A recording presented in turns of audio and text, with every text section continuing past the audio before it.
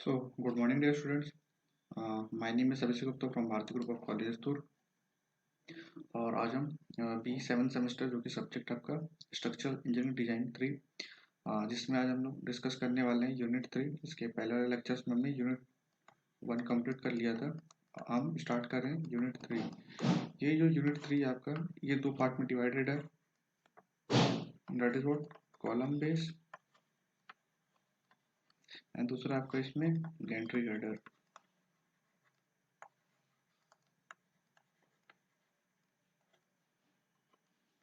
ये जो column base है ये भी दो पार्ट में डिवाइडेड है। ठीक है, दो पार्ट इन द सेंस है तो बेसिकली इसके तीन पार्ट, बट जो स्टार्टिंग के दो पार्ट है वहां से क्वेश्चन आते हैं और जो तीसरा पार्ट वहां से थ्योरी क्वेश्चन आता है। ठीक है, कैंट्री कटर से भी एक 14 मार्क्स का क्वेश्चन पूछा जाता है मेन एग्जाम में। ठीक है, जिसमें या तो आपको डायरेक्टली डिजाइन प्रॉब्लम्स देगा या फिर इससे रिलेटेड कोई थ्योरी प्रॉब्लम्स या फिर डिजाइन स्टेप्स लिखने के लिए बोल सकता है, या फिर ये पूछ सकता है कि ग्रेटर कटर्स पे क्या क्या लोड्स आते हैं। ठीक है, ये हम बाद में देखेंगे। फिलहाल अभी हम देखने वाले हैं सिर्फ कॉलम बेस। ठीक है, तो देखो कॉलम बेस किस काम आता है। कॉलम बेस काम आता है ट्रांसफर लोड ट्रांसफर करने के लिए। किसके लोड को ट्रांसफर करने के लिए, जो भी कॉलम्स के ऊपर लोड्स आ रहा है। ठीक है, किसके ऊपर ये कॉलम बेस ट्रांसफर करेगा, ये ट्रांसफर करेगा आपके फोटिंग्स के ऊपर। ठीक है, तो बेसिकली कॉलम बेस एक तरह का प्लेट है जिसको किसके ऊपर यूज किया जा रहा है, आपके कंक्रीट के पेडेस्टल्स के ऊपर या फिर कंक्रीट के फोटिंग्स के ऊपर। ठीक है, एज अ बेस के रूप में। और ये किससे कनेक्ट होता है, ये आपका कॉलम कॉलम से कनेक्ट होता है। ठीक है, जो भी कॉलम्स पे लोड आएगी ये उसको इजिली ट्रांसफर करेगा कहाँ पे, आपके मैं कंक्रीट मशीनरी फाउंडेशन ब्लॉक्स के ऊपर। तो देखो यही चीज लिखा हुआ है कंक्रीट ब्लॉक्स के बारे में।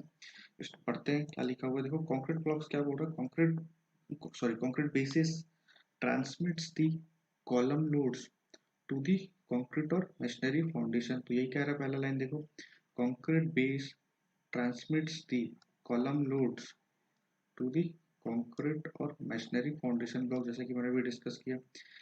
ठीक है, क्या बोल देखो next line, the column base spread the loads on the wider area. ये कॉलम बेस क्या करता है, जो भी लोड्स आ रहा है उसको क्या करता है वाइडर एरिया में ट्रांसमिट करता है। और क्या करता है, इंटेंसिटी ऑफ बेरिंग प्रेशर को क्या करता है, कम करता है। ठीक है, ठीक है। अब देखो ये जो कॉलम बेस है बेसिकली आपका, यहाँ पे हमने इसको डिवाइड किया हुआ है। जैसे कि पहला आपका देखो स्लैब बेस है पहला। ठीक है, दूसरा आपका गैसेट बेस, गेस्टेड बेस जिसको बोल सकते हैं हम।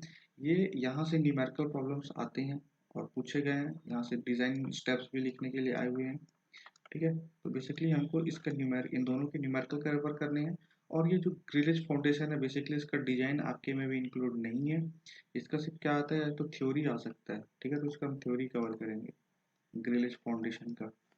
ठीक है, तो चलिए आगे बढ़ते हैं। तो देखो ये ये जो स्लैब बेस है, ये गस्टेड बेस है, कब यूज करते हैं ये जानना सबसे पहले इंपॉर्टेंट है। देखो जब कभी भी आपका कोई लोड्स आए कॉलम्स के ऊपर, अगर लोड लाइट लोड है, ठीक है, और कोई किसी तरह की वहाँ पे सेंट्रिसिटी या फिर कोई मोमेंट्स क्रिएट नहीं हो रहा है, then we will use slab basis. ठीक है, तो देखो उसका डिजाइन आपको पिक्चर्स देख सकते हो मिल रहा होगा। ये जो है आपका, ये क्या है, एक आपका कंक्रीट का फोर्टिंग्स बोल सकते हो, पेडेस्टल बोल सकते हो। ठीक है, जो कि प्योरली कंक्रीट्स का है। ये जो आपको ये जो दिख रहा है ये क्या है आपका, एंचोर्स बोल्ट बोलते हैं इसको, एंचोर्स बोल्ट, या फिर इसी को बोल सकते हैं हम लोग फाउंडेशन बोल्ट भी बोल सकते हैं। ठीक है, फाउंडेशन बोल्ट। ठीक है, और मैं कलर चेंज कर लेता हूँ ताकि आपको क्लियर समझ में आए। ठीक है, ये जो ब्लू कलर से आपको दिख रहा होगा यहाँ पे, ठीक है, ये जो मैंने ब्लू कलर से कलर किया हुआ है यही होता है बेसिकली बेस प्लेट। ठीक है, इसी को हम क्या बोलते हैं, कॉलम बेस। समझ रहे हो आप लोग, इसी को हम क्या बोलते हैं, कॉलम बेस बोलते हैं। ठीक है, जिसके ऊपर आपको क्या रेस्ट कर रहा है, ये कॉलम रेस्ट कर रहा है। ठीक है, और ये कॉलम बेस या तो हम वेल्डिंग्स के थ्रू इसको कनेक्ट कर सकते हैं, या फिर हम क्लिट एंगल्स या फिर एंगल सेक्शंस के थ्रू कवर कर सकते हैं।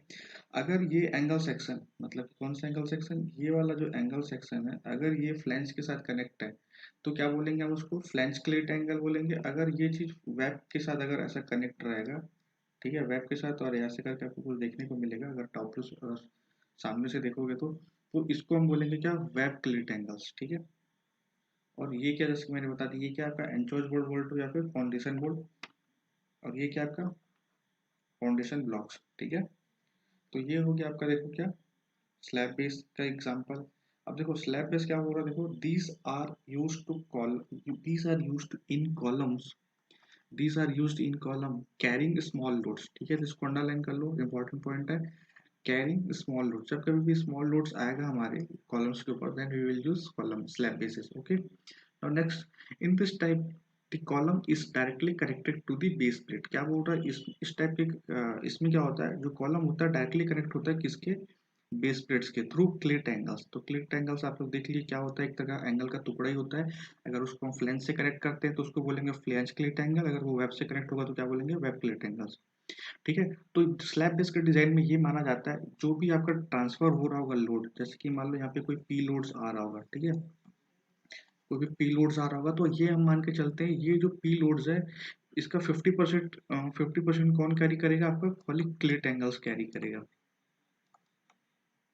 ठीक है, क्लिट एंगल बाकी कौन करेगा, बाकी आपका जो भी डिजाइन होगा वो देखेंगे उस टाइम पे। ठीक है, तो देखो क्या बोल रहा है, the load is transfers to the base plate through the bearings, है ना। नोट पॉइंट्स, एक नोट पॉइंट्स है यहाँ पे, क्या लिख रहा है देखो, the slab basis provides when column is subjected to direct and axial loads only. और एक पॉइंट इसमें ऐड कर लेना, जब जब इंटेंसिटी ऑफ लोड क्या हो, लाइट हो या फिर कम, then we will use slab basis. ठीक है, बेसिकली इसी का डिजाइन यहाँ पूछा जाता है। ठीक है, तो ये कुछ उसका डायग्राम है। देखो यहाँ पे क्या हो रहा है, एक लोड आ रहा हुआ है और ये लोड कैसे ट्रांसफर हो रहा है, स्लैब बेस के ऊपर ट्रांसफर हो रहा है। आप यहाँ पे क्या कर सकते हो, रेक्टेंगल्स यूज कर सकते हो इस तरह से। ठीक है, ये है आपका बेस प्लेट, यही है कि आपका बेस प्लेट, ये आपका स्टील का कॉलम, कोई भी कॉलम हो सकता है। ठीक है, और ये क्या आपका कंक्रीट का पेडेस्टियल बोल दो या फुटिंग्स बोल दो। ठीक है, टॉप व्यू से कुछ आपको इस तरह से देखने को मिलेगा। ये है आपका, यही है आपका क्या, कंक्रीट पेडेस्टियल। ठीक है, जो कि कंक्रीट्स का होता है। इसके बाद एक और है हमारे पास गेस्टेड बेस। गेस्टेड बेस तब हम यूज करते हैं जब हमारे कॉलम्स के ऊपर कोई हैवी लोड्स आ रहा हो। हैवी लोड्स आने के साथ साथ इस पे और क्या आ रहा हो, कोई मूवमेंट्स आ रहा हो। ठीक है, then we will use gusseted base. ठीक है, गेस्टेड बेस में होता क्या है, हम एक गेस्टेड प्लेट यूज करते हैं बेसिकली बेस प्लेट्स के साथ। ठीक है, तो देखो क्या बोल रहा है, for column carrying heavy loads gusseted base are use. ठीक है, gusseted base are use. In gusseted base the column is connected to the base plate through gussets. मतलब क्या बोल रहा है, ये जो कॉलम होता है, ये आपके कॉलम बेस के, कॉलम जो बेस होता है, ये दोनों का कनेक्शन किसके थ्रू होता है, एक गैसेट प्लेट्स के साथ। ठीक है, the load is transfers to the base plate through gussets. जो भी लोड ट्रांसफर होता है बेस पे, वो किसके होता है, किसके थ्रू होता है, गैसेट्स के साथ होता है। ठीक है, तो एक नोट पॉइंट है यहाँ पे, क्या बोल रहा है देखो, इज टू बी प्रोवाइडेड, मतलब कि gusseted base is to be provided when column is subjected to heavy axial load and subjected to axial loads with movement. मतलब कि कब कोई, अगर कोई मूवमेंट्स आ रहा हो, ठीक है, साथ साथ बेंडिंग मोमेंट्स हो सकता है, वो बेंडिंग मोमेंट के साथ साथ क्या हो आपका, कोई एक्सियल लोड्स आ रहा हो और वो लोड कैसा हो, हैवी हो, then we will use gusseted base. ठीक है, अब इसके अलावा जब इसके अलावा भी हमारे पास क्या होता है, देखो पिक्चर दिख रहा है आपको यहाँ पे। ठीक है, ये आपका गस्टेड बेस है, कौन सा, ये आप, ये हो गया देखो आपका एक कॉलम हो गया। इस कॉलम के साथ देखो हम यहाँ पे मैं रेड कलर से इसको मार्क कर देता हूँ, ये है हमारा गैसेट प्लेट देखो। ठीक है, ये है क्या हमारा गैसेट प्लेट्स। और ये गैसेट प्लेट्स देखो क्या है, देखो यहाँ पे हमने क्या किया है, एक एंगल सेक्शन यूज किया हुआ है। ठीक है, एंगल सेक्शन, ये इक्वल एंगल भी हो सकता है और अनइक्वल एंगल भी हो सकता है, तो जनरली हम लोग अनइक्वल एंगल ही यूज करते हैं। ठीक है, और ये देखो, ये जो गसेट प्लेट है ये हो सकता है बोल्ट्स के थ्रू, इस तरह से बोल्ट्स के थ्रू ऐसा कनेक्ट हो किसके साथ, गसेट के साथ, ये जो एंगल सेक्शन है। एंड देन, और ये जो एंगल सेक्शन है इस स्लैब बेस के साथ भी इस तरह से बोल्ट्स के थ्रू कनेक्ट हो सकता है। ठीक है, चलो, ठीक है। अब इसके अलावा भी हमारे पास एक और फाउंडेशन होता है, दैट इज ग्रिलेज फाउंडेशन। अब ग्रिलेज फाउंडेशन कब यूज करते हैं, देखो ग्रिलेज फाउंडेशन हम तब यूज करते हैं जब हमारी सॉइल की बेरिंग कैपेसिटी बहुत ही ज़्यादा कम हो। ठीक है, जब सॉइल की बेरिंग कैपेसिटी क्या हो, बहुत ही ज़्यादा कम हो, और जो लोड इंटेंसिटी है वो क्या बहुत ही ज़्यादा हो, then we will use what, grillage foundation. ठीक है, तो उसका नेक्स्ट लेक्चर्स में जब कभी मैं ग्रिलेज फाउंडेशन कवर कराऊंगा तो मैं आपको इसको पिक्चर्स दिखाऊंगा। तो चलो अभी फिलहाल आगे बढ़ते हैं। ठीक है, इसके डिजाइन स्टेप्स की तरफ चलते हैं, किसके, स्लैब बेस के, जो कि इंपॉर्टेंट है। तो देखो क्या बोल रहे हैं design steps, design of slab base the design of base slab consist in finding the size and thickness of the slab base। तो पहला चीज तो देखो, हमको जब कभी भी किसी को डिजाइन करते हैं तो पहला दो क्राइटेरिया तो सबसे इंपॉर्टेंट होता है, कितना लोड आ रहा है, कितने लोड के लिए डिजाइन करना है, दूसरा उसकी साइज क्या होगी, उसकी थिकनेस क्या होगी। तो ये मेन इंपॉर्टेंट होता है किसी भी डिजाइन में, ठीक है। और साथ ही साथ क्या होना चाहिए, वो सेफ भी होना चाहिए, ठीक है। तो ये कुछ क्राइटेरियाज होते हैं, इनके बेसिस पे हम क्या करते हैं, डिजाइन करते हैं। तो सबसे पहली बात क्या इस टाइप वन हमारा क्या बोल रहा है, find the bearing strength of A concrete which is given by 0.45 एफसीके, ठीक है। बियरिंग स्ट्रेंथ ऑफ कंक्रीट कैसे निकाल सकते हैं हम लोग, एग्जांपल लेते हैं हम यहाँ पे M20 ग्रेड्स का मैं क्या करता हूँ, यहाँ पे कंक्रीट अज्यूम करता हूँ। अब हम लोग क्या करना है, बियरिंग स्ट्रेंथ निकालना है, तो क्या करूंगा, ये इसमें एफसीके क्या होगा, दैट इज व्हाट 20, ठीक है, मेगा पास्कल। तो उसको मैं लिख सकता हूँ दैट इज व्हाट 0.45 इंटू 20, ठीक है। तो यहाँ से क्या निकल जाएगा मेरा, bearing strength of the concrete. Okay, ना आगे आगे बढ़ते हैं। क्या बोल रहे हैं स्टेप टू, हमको क्या डिटरमाइन करना है, यहाँ पे एरिया डिटरमाइन करना है, किसका, हमारे बेस प्लेट्स का, कि एरिया कितना होगा हमारे बेस प्लेट का। On the basis of this bearing strength we will calculate our bearing area of base plate, ठीक है। तो एरिया ऑफ बेस प्लेट कैसे डिटरमाइन करेंगे, तो देखो कुछ जैसे कि मैंने बताया, जब कोई डिजाइन करते हैं तो वो किसी लोडिंग के बेसिस पे डिजाइन होता है, ठीक है। मतलब कि कितने लोड्स के लिए उसको डिजाइन करना, हम ये देखते हैं, ये चेक करते हैं, ठीक है। तो देखो हमारे यहाँ पे हमको कुछ लोड्स दिया होगा, हो सकता है कि वो लोड्स फैक्टर हो सकता है वो ना हो, तो अगर फैक्टर नहीं है तो उसको फैक्टर करना पड़ेगा। और कुछ जो लोड दिया रहेगा वो कैसा रहेगा, फैक्टर्ड लोड लेके चलना है, और उसको डिवाइड करना है किसके साथ, 0.45 times of characteristics compressive strength, ठीक है, दैट इज एफसी के। यहाँ से हम क्या कर सकते हैं, ये जो पीयू हमारा क्या होता है, फैक्टर्ड लोड होता है जो कि हमारे कॉलम्स के ऊपर आ रहा है, ठीक है। ये क्या हो गया, bearing strength of the concretes. तो अब देखो यहाँ से हम क्या डिटरमाइन कर सकते हैं, कितनी एरिया हमको रिक्वायरमेंट है किसके, हमारे बेस प्लेट्स के लिए, ठीक है। आगे बढ़ते हैं, स्टेप थ्री में हम जाते हैं। स्टेप थ्री को क्या बोलता है, select the size of base plate, मतलब कि हमको अब साइज सेलेक्ट करना है बेस प्लेट्स का। हो सकता है आप रेक्टेंगल सेलेक्ट कर सकते हो, ठीक है। जैसे कि मैं यहाँ पे एक रेक्टेंगल बेस प्लेट सेलेक्ट कर लिया, ठीक है, जिसका आपको साइज पता होगा L/B मान लो, ठीक है। अगर मान लो ये वाला साइज मैं L मान लेता हूँ और ये वाला साइज B मान लेता हूँ, ठीक, ठीक है। क्या बोल रहा है, for economy as far as possible keep the projection A and B equal, ठीक है। ये पॉइंट्स को मैं आगे न्यूमेरिकल्स के थ्रू समझाऊंगा तो ज़्यादा अच्छे से समझ में आएगा।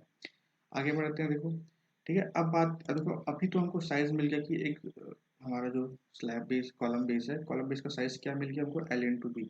अब हम यहाँ से क्या कर सकते हैं, हम यहाँ से डिटरमाइन कर सकते हैं हमारे इस ये जो बेस प्लेट है इसकी थिकनेस हमको डिटरमाइन करनी है, ठीक है। तो क्या करते हैं, देखो हम थिकनेस डिटरमाइन करने के लिए हम थिकनेस डिटरमाइन करते हैं, लिखते हैं thickness of the base plate, ठीक है। जिसमें हमको सबसे पहले क्या कैलकुलेट करना है, find the intensity of a pressure, ठीक है। तो कैसे डिटरमाइन करेंगे, तो डिटरमाइन करेंगे is equal to what, W is equal to small w is equal to what, PU upon area of base plate. Area of base plate कौन सा होगा, एरिया ऑफ बेस प्लेट होगा, हमने जो अभी ऊपर में L/B निकाला, अब वो वाला हमको एरिया कंसिडर करना है, ठीक है। ध्यान रखेंगे आप लोग, कौन सा वाला करना है, L/B वाला, ठीक है। अब दूसरा जो हमारा यहाँ पे क्राइटेरिया थिकनेस के लिए, ठीक है, क्या बोल रहा है, देखो हमको बोल रहा है minimum thickness required is given by, ये आपको पेज 47 7.4.3.1 क्लाउस में मिल जाएगा, कहाँ पे, IS 800 में, IS 800 2007 पे, IS 800 2007 पेज नंबर 47, ठीक है, पेज पेज 47 क्लाउस 7.1.3.1 पे मिल जाएगा, ठीक है। और कॉलम बेस के डिजाइन के लिए हम IS कोर्स में सेक्शन 7 प्रेफर करते हैं, ठीक है। सेक्शन 7, हाँ सेक्शन 7.4 प्रेफर करते हैं, ठीक है। सेक्शन 7.4 हम प्रेफर करते हैं, जो कि पेज नंबर आपका 46, ठीक है। 7.4 पेज है आपका 46, ठीक है। यहाँ पे आप जाओगे तो आपको पूरा कॉलम बेस के बारे में पूरा डिटेल्स दी हुई है, ठीक है। देन ये जो फॉर्मूला है यहाँ पे मिनिमम थिकनेस रिक्वायर्ड का, ये जो थिकनेस निकालने का फॉर्मूला ऑलरेडी गिवन है किसमें, हमारे IS कोड में, that is what TS is equal to under root 2.5 times of W, जो कि अभी हमने W ऊपर में कैलकुलेट किया, ठीक है। W into A square minus 0.3 B square gamma M naught divided by F Y under root में, ठीक है। ये किससे ग्रेटर देन होना चाहिए आपके, ये टी एफ से, ठीक है। अब ये टी एफ क्या होता है, जैसे कि हम लोग पहले भी पढ़ चुके हैं, that is what thickness of flange, and ये टी एस क्या होता है आपका, थिकनेस ऑफ बेस प्लेट, ठीक है। तो यहाँ से ये फॉर्मूला ऑलरेडी गिवन है आई एस कोर्स में, ठीक है। इसमें ए और ये बी क्या होता है, मैं उसी टाइम एग्जाम के क्वेश्चन जब हम करेंगे तो क्वेश्चन के थ्रू इसको समझेंगे तो बेटर हमको अंडरस्टैंडिंग होगा, ठीक है। तो ये तो था आपका क्या, हमको क्या क्या मिल गया, देखो हमको क्या क्या डिटरमाइन करना था, हमको डिटरमाइन करना था एक स्लैब बेस का जो डिजाइन करना था। स्लैब बेस में हमको क्या क्या चाहिए था, स्लैब बेस में हमको चाहिए था पहला तो उसकी साइज, साइज कैसे डिटरमाइन किए, थ्रू एरिया,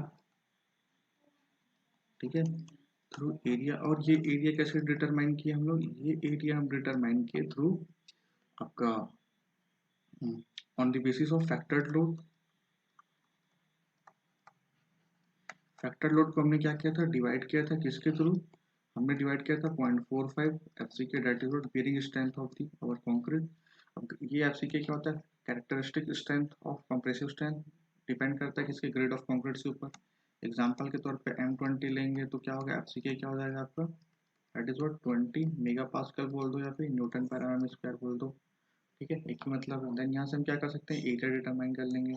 एरिया डिटरमाइन करने के बाद हम यहाँ से क्या कैलकुलेट कर सकते हैं, हम यहाँ से कैलकुलेट कर सकते हैं इसकी साइज, ठीक है, that is what L into B. अगर हम रेक्टेंगल एक कॉलम बेस अगर मान के चले और इसका लेंथ कितनी है एल और विड्थ कितनी है बी है, ठीक है। देन उसके बाद हमको क्या करना है, इसका थिकनेस डिटरमाइन करनी है, ठीक है। क्या डिटरमाइन करना है, थिकनेस।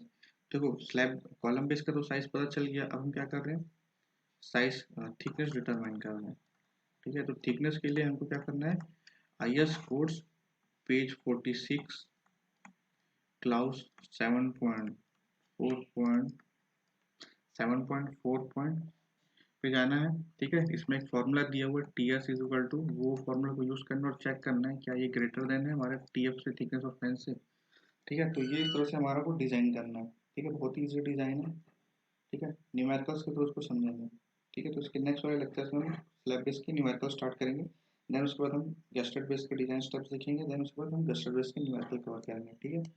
तो इतना सफिशिएंट है हमारे एग्जाम पॉइंट ऑफ व्यू से। और उसके बाद हम क्या देखेंगे, ग्रिलिश फाउंडेशन का न्यूमेरिकल, ठीक है। तो थैंक यू।